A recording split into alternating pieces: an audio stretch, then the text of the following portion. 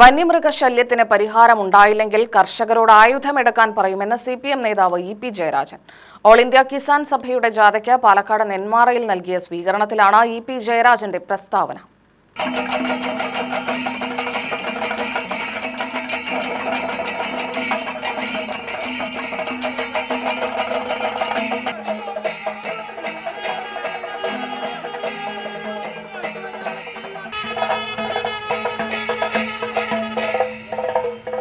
വന്യമൃഗശല്യത്തിന് പരിഹാരമില്ലെങ്കിൽ കർഷകരോട് ആയുധമെടുത്തും വെടിവെച്ചും അമ്പെയ്തും മൃഗങ്ങളെ കൊല്ലാൻ പറയുമെന്നും അത്തരത്തിൽ നിയമം കയ്യിലെടുക്കാൻ നിർബന്ധിതരാക്കരുതെന്നും EP ജയരാജൻ പറഞ്ഞു.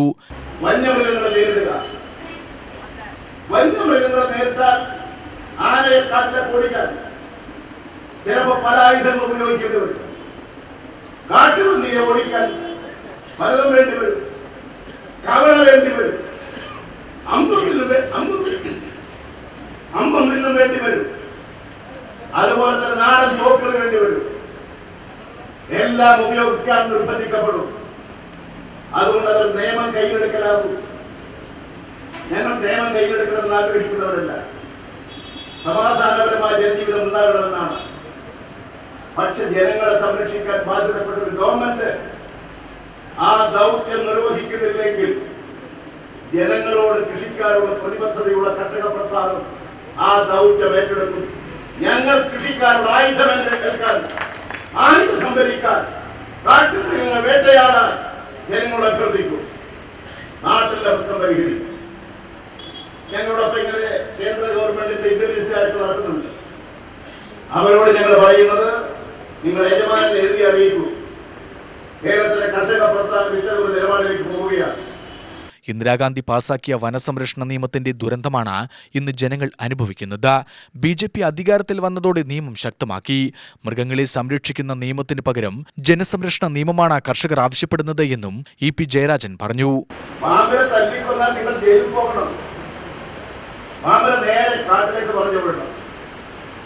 അതാണ് ഇവിടുത്തെ നിയമം. ഇന്ത്യ ഗവൺമെന്റ് പാസാക്കിയിട്ടുള്ള നിയമമാണത്.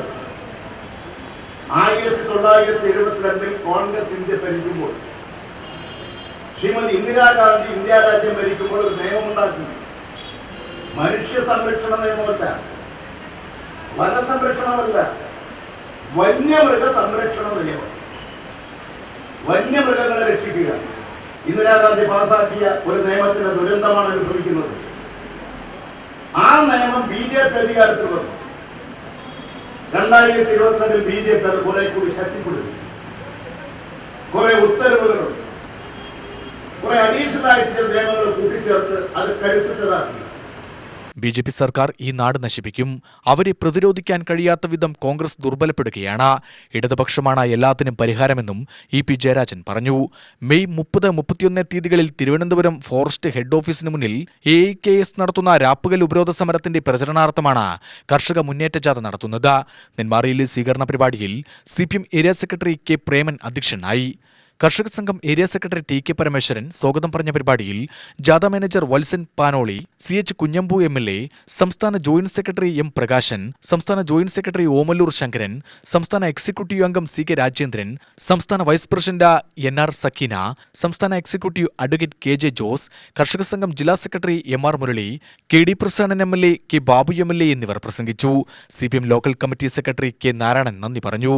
UTV news, Palakkad.